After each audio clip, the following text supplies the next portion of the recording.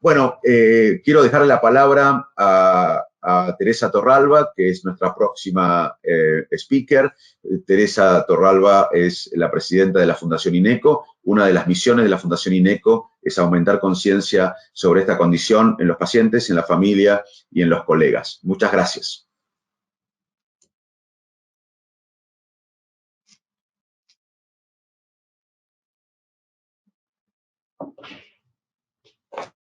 Bueno, hola a todos. Un placer estar acá con ustedes. Estoy viendo de compartir mi presentación. Creo que Facundo tiene que salir. A ver. Ven si eso. Perfecto. Y ahora si me ayudas a compartir mi presentación para que... Teresa will bring your presentation up in a moment. Thank you. Perfect. Thank you very much, Ben.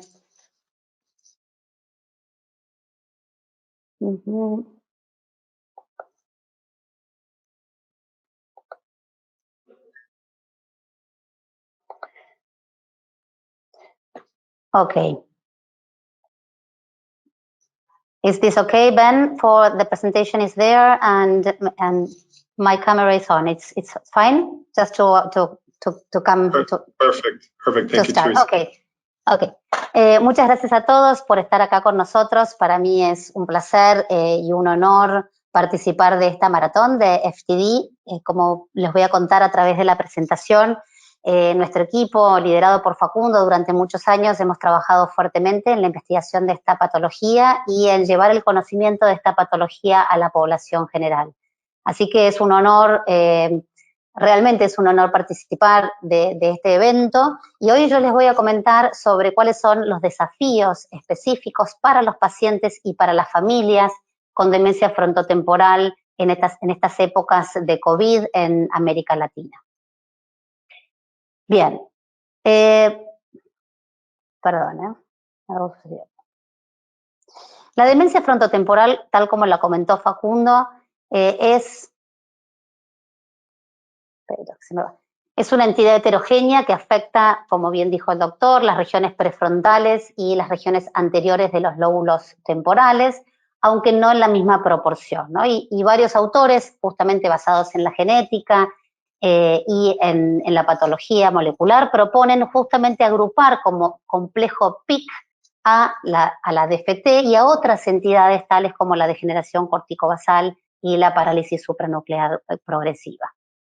Es decir, definitivamente la demencia frontotemporal es un grupo de patologías, no es una sola patología. Acá simplemente voy a poner algunas diapositivas que voy a pasar rápidamente, pero que tienen que ver con que la demencia frontotemporal se divide, como comentó el doctor, en demencia frontotemporal variante frontal, variante temporal, vinculada con el lenguaje, y otras variantes que están vinculadas con síntomas más de tipo motores, que es decir, que dependiendo de dónde esté la afectación, y por eso es que nosotros trabajamos fuertemente con la gente especialista en imágenes, conociendo la afectación cerebral, uno puede determinar y prever la sintomatología que aparece en determinados tipos de demencia frontotemporal. Cuando la patología es más frontal, justamente nosotros tenemos los neuropsicólogos esa gran, de alguna manera, esa costumbre de asociar cerebro y conducta, afectación frontal, los déficits están vinculados con las funciones ejecutivas, con cambios conductuales,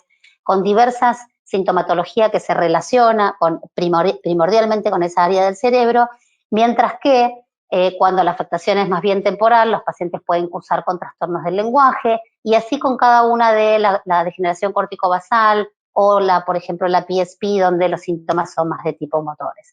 Es decir, que definitivamente, como pueden ver en esta diapositiva, depende de dónde esté ubicada la patología cerebral, el patrón de atrofia, es que nos encontramos con gran diversidad de sintomatología, y es difícil poder de alguna manera caracterizar en forma única una patología que tiene tantos síntomas casi como pacientes existen. Es decir, que realmente la sintomatología es muy, muy florida. Sabemos que es una de las demencias neurodegenerativas más frecuentes en la población joven, especialmente por debajo de los 60 años, y que además implica una gran dependencia de los familiares y altos costos, ¿no? Costos desde el punto de vista económico, pero desde el punto de vista emocional también. Y como bien dijo Facundo, por su tremenda complejidad en cuanto a la heterogeneidad de sintomatología y la complejidad genética que tiene, está subdiagnosticado o mal diagnosticado. Es decir, que necesitamos seguir trabajando fuertemente desde, desde la comunidad científica hacia la misma comunidad científica, la comunidad médica y la población en general, para detectar y de alguna manera desmistificar que toda persona que cree tener problemas de memoria o que está afectada por una condición cognitiva va a tener primariamente la enfermedad de Alzheimer, ¿no? Muchas veces sabemos que la enfermedad de Alzheimer es mucho más frecuente en personas mayores, pero que algunos cambios que ahora vamos a ver, conductuales específicos y aún problemas de memoria también pueden ser una demencia frontotemporal. Entonces, sacarnos de la cabeza esto de que uno asocia problema de memoria con enfermedad de Alzheimer, demencia frontotemporal con otros perfiles más vinculados con las funciones ejecutivas, porque muchas veces las demencias frontotemporales, cuando la localización de la atrofia cerebral justamente es más de tipo temporal, puede cursar también específicamente con, con esta atrofia temporal y por lo tanto con problemas de lenguaje, pero también con problemas de memoria. Entonces, el concepto que quería darles, perdón que quería chequear que estaba todo funcionando bien, el concepto más importante que en este momento quería darles, no todas las demencias frontotemporales tienen preservación absoluta de la memoria, sino que tienen primordialmente problemas ejecutivos, pero también pueden cursar con problemas de memoria, porque ahí la neuropsicóloga de base me sale para decir que muchas veces la gente cree que tiene problemas de memoria y es que no puede acceder a la información de forma adecuada y no tiene problema de memoria per se, pero siente tenerlo. Entonces, el consejo es, si tenemos problemas, un paciente joven con problemas de memoria, primero chequear si son de memoria, quizás sean secundarios a una disfunción ejecutiva y también pueden ser una demencia frontotemporal. Acá, como podemos ver en esta diapositiva, en estos últimos años, justamente para mí es un orgullo enorme comunicar que hemos sido líderes en lo que son las publicaciones de demencia frontotemporal, nuestro equipo de Fundación INECO e INCIT. Hemos tenido el 61% de las publicaciones totales en estos últimos años, haciendo y realizando investigaciones en en temáticas relacionadas con la caracterización de la demencia frontotemporal, los tipos de criterios, cuáles son los criterios adecuados, donde participó activamente el doctor Manes y todos nosotros como su equipo, cuáles son los problemas de empatía, de cognición social en la demencia frontotemporal, cuáles son los problemas de memoria y cómo se distingue una enfermedad de Alzheimer versus una persona con demencia frontotemporal. Es decir, hemos trabajado fuertemente y acompañados muchas veces de las imágenes cerebrales para entender cómo funciona, cuál es el funcionamiento en la vida diaria de los pacientes con DFT, cómo podemos hacer para hacer diagnósticos tempranos y para informar a la población en general cuáles son las características de esta patología tan interesante. Ahora ya nos metemos en el contexto actual, es decir, definitivamente la pandemia ha producido un impacto enorme a nivel médico, social, económico, personal, familiar, que ninguno de nosotros podría haber anticipado.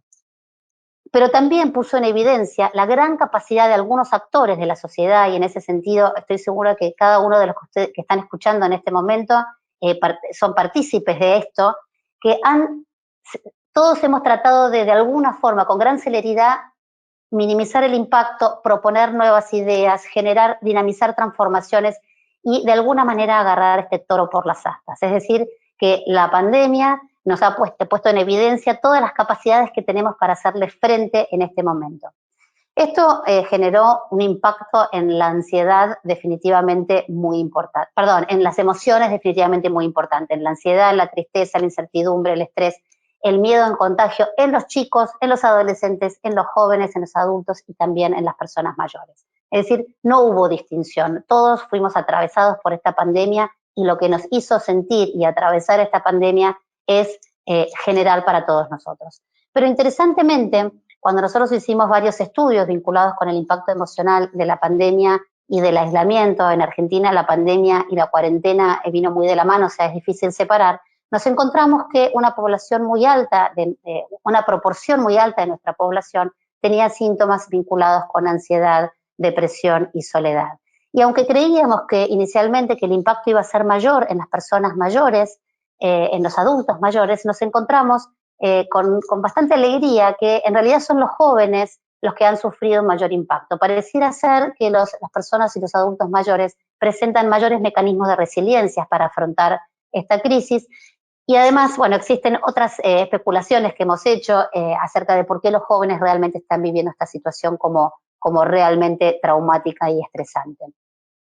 Esto es en la población general, que eso no quita que uno se ponga a reflexionar qué es lo que sucede con los adultos mayores con una demencia, ¿no? Y hay alguna bibliografía, no demasiada, saben que la publicación en épocas de COVID fue muy rápida y tiene condiciones particulares, porque quizás las revisiones no se dan con la misma rigurosidad que se hacen durante épocas no pandémicas, pero lo cierto es que hay muchos estudios vinculados, especialmente con enfermedad de Alzheimer, pero también con demencia frontotemporal, que hablan que los pacientes con estas patologías cognitivas neurodegenerativas presentan mayores porcentajes de depresión y de ansiedad pre-post-pandemia. Esto es un estudio en un grupo de pacientes institucionalizados.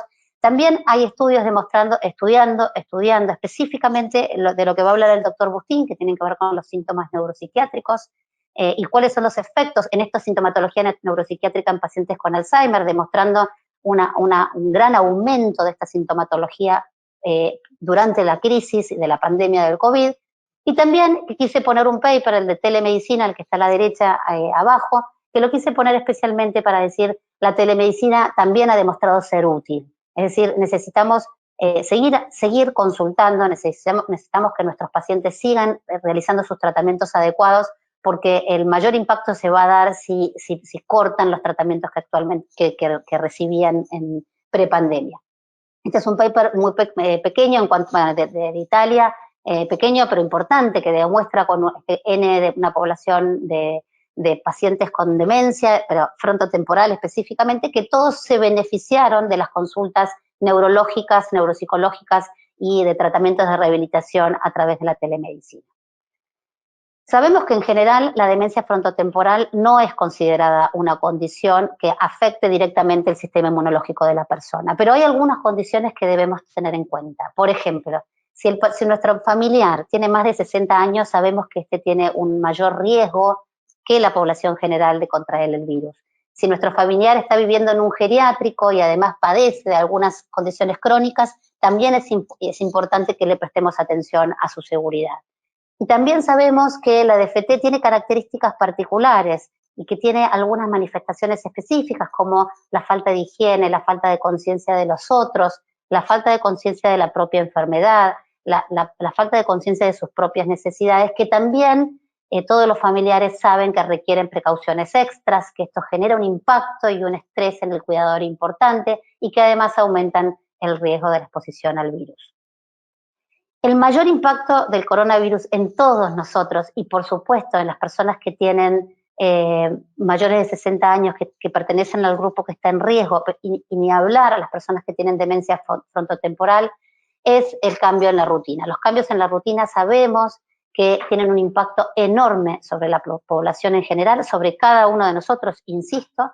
Los pacientes dejan de salir, dejan de realizar las actividades al espacio al aire libre, dejan las salidas con sus familiares, las salidas que presentaban con actividad física, realizar tratamientos como estimulación cognitiva, estimulación o recreación. Es decir, estas salidas que para los pacientes eran muy importantes y que hoy nuestros pacientes habitualmente nos reclaman, o los familiares, ¿no? ¿Cuándo volvemos a la presencialidad? ¿Cuándo nuestro familiar puede volver a tomar contacto con sus estimuladores? Esto definitivamente impacta en la rutina. Por otro lado, los pacientes han dejado de recibir visitas, muchos de ellos han dejado de ver a sus nietos durante mucho tiempo y esto tiene un impacto psicológico muy, muy grande que hay que considerar. Por otro lado, sabemos que muchos pacientes viven en departamentos pequeños o en lugares o espacios donde tienen poca exposición solar y esto impacta sobre la sincronización de los ciclos de sueño y vigilia. Y entonces podemos ver, al igual que en la población en general, pero por ahí con mayor concentración en esta población, grandes problemas de sueño, ¿no? Nosotros hemos demostrado en algunas encuestas que, por ejemplo, en docentes de la capital federal, el 80% presentaba trastornos de sueño. Los jóvenes, casi el 80% con trastornos de sueño. No he encontrado yo un artículo que me dijera qué sucede en esta población en particular, pero no creo que sea una excepción.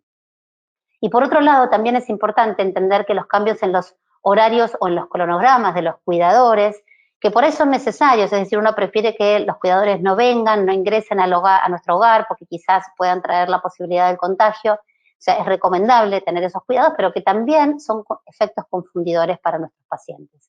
Entonces, por un lado, los cambios en la rutina definitivamente pueden generar esta confusión, desinhibición o aumento de la apatía, es decir, un aumento de la sintomatología propia de los pacientes con demencia frontotemporal, la sobreexposición a las noticias, que sabemos que también es un problema para todos nosotros y que hemos estado expuestos durante estos 6 meses, genera un aumento de la ansiedad y quizás las dificultades cognitivas de los pacientes con demencia hace más difícil para el cuidador o familiar hacerles entender que no tienen que estar expuestos a noticias constantemente. Por otro lado, el aislamiento social, más allá de que es un aislamiento físico, muchas veces el aislamiento físico, el no poder estar con otras personas, en los adultos mayores conlleva un aislamiento social, es decir, tienen menos acceso a la tecnología, más dificultades para comunicarse de la forma en que la gente más joven lo hace. Entonces, todo esto definitivamente tiene un impacto importante sobre los pacientes con demencia frontotemporal. Y les quiero comentar un poquito rápido para no pasarme demasiado en tiempo. Este paper es un comentario escrito muy interesante en International Geriatrics, que lo que dice es, bueno, ¿qué pasó con los pacientes con DFT justamente durante la pandemia, ¿no? Y cómo afectó sobre esta población en particular la pandemia o el coronavirus. Y ahí fue interesante porque lo que hicieron fueron una serie de preguntas, si el paciente se quedaba en su casa, a excepción de tener que salir por una fuerza mayor, si el paciente usaba el barbijo, el tapaboca cuando sale, si el paciente se lavaba las manos y si el paciente tenía distanciamiento físico. Y los cuidadores respondían, familiares, sobre si lo hacía así por sí mismo, si lo hacía por habérselo dicho y si no lo había hecho a pesar de habérselo dicho. Y se encontraron diferencias, tuvieron un grupo control que fueron los Alzheimer, pacientes controles normales, Alzheimer y pacientes con DFT, y lo que encontraron que los pacientes con demencia frontotemporal tenían más dificultades que los pacientes con Alzheimer para justamente el lavado de manos, el distanciamiento social y el quedarse en casa. No así con el uso de tapabocas. Y es interesante cuando uno trata de asociar por qué sucedió esto, por qué los pacientes tenían dificultades en lavarse las manos, en el aislamiento social y en quedarse en casa. Y si uno asocia y piensa en la patología de la demencia frontotemporal, podemos entender que el distanciamiento social es tremendamente difícil para este tipo de pacientes por los niveles de desinhibición y la falta de empatía que muchas veces tienen estos pacientes relacionados con la afectación cerebral. Acuérdense que este lóbulo frontal, tan importante para estas conductas, para ponerse en el lugar del otro, para la empatía, la teoría de la mente, el control inhibitorio está tempranamente afectado en los pacientes con demencia frontotemporal. Por otro lado, el quedarse en casa también se asocia con la falta de flexibilidad o con las conductas estereotipadas típicas de los pacientes con demencia frontotemporal. Todo esto vinculado con la afectación de los lóbulos frontales. Y el lavado de manos, si a uno le cuesta cambiar conductas y además entender que el lavado de manos frecuentes es muy importante por estos gérmenes que uno no ve, que son invisibles, no es tan sencillo para los pacientes con demencia. Por lo cual, esto sería como una explicación más del sustento conceptual de por qué suceden estas conductas, estos cambios conductuales en estos pacientes. Y el uso de tapaboca también es interesante, que no hubo ninguna diferencia con los Alzheimer y sabemos que los pacientes con demencia frontotemporal tienen en general esta tendencia a ser influenciados por el medio ambiente, ¿no? Y entonces probablemente al ver que su cuidador o su familiar se pone el tapabocas antes de salir, los pacientes con DFT rápidamente hacen lo mismo, sin cuestionárselo demasiado y generando un hábito muy saludable, pero vinculado con este síndrome de dependencia ambiental, con que hago lo que veo. Sabemos que el estrés, y en los últimos 5 minutos el estrés mayor, y que ha sido una época de tremendo estrés para los familiares y para los cuidadores de los pacientes con demencia frontotemporal. No lo dudamos, sabemos que es una de las patologías donde hay más burnout de los cuidadores, ¿no? y de los familiares. Es mayor que en los pacientes con Alzheimer, por lo cual podemos entender y ponernos en el lugar de lo difícil que ha sido esta etapa para los cuidadores de los pacientes con DFT. Pero siempre apuntamos al conocimiento. Creemos que cuanto más sepan acerca de la enfermedad, cuanto uno más pueda anticiparse a la sintomatología, cuanto uno más pueda entender por qué le está sucediendo lo que le está sucediendo a su familiar, probablemente sea más fácil el acompañamiento, ¿no? Porque consideramos que si el paciente, como lo dijo Facundo, si el cuidador está quemado, eso no solamente le hace mal al propio familiar y cuidador, sino que también le hace mal al propio paciente, por lo cual hay que cuidar acá a los dos actores, al familiar y al paciente en sí. Y hemos hecho con la Fundación INECO, ya iniciada la pandemia, unas recomendaciones que para nosotros son importantes, que son sencillas y las voy a decir rápidamente. Uno es el apoyo, lo importante de utilizar ciertos recordatorios que pueden ser el lavarse las manos, el usar el tapabocas, o sea, lo que uno quiere que suceda, ponerlo en carteles, ayudarlos, acompañarlos y entrenarlos a hacerlo. Por otro lado, la planificación. Recordemos que hay que planificar tanto las visitas médicas, los reemplazos de los cuidadores, las visitas médicas que no son urgentes, las urgentes uno las realiza, pero las no urgentes también hay que seguir haciéndolas, así que eso es importante.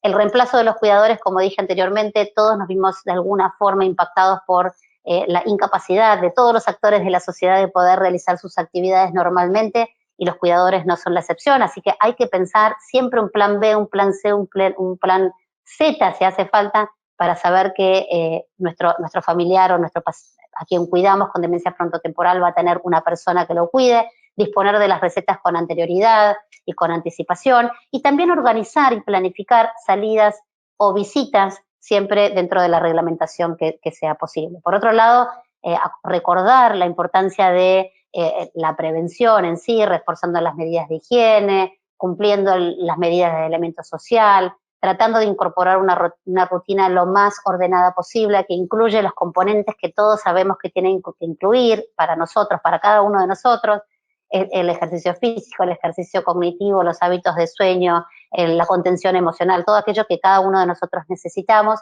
y recordar cuán importante es el contacto con los afectos para los pacientes con DFT. Quizás no tengan la capacidad de expresar cuánto necesitan al otro, y me parece que eso también es tarea de nosotros, de quienes estamos alrededor, de poder fomentar este contacto con cada uno de sus familiares.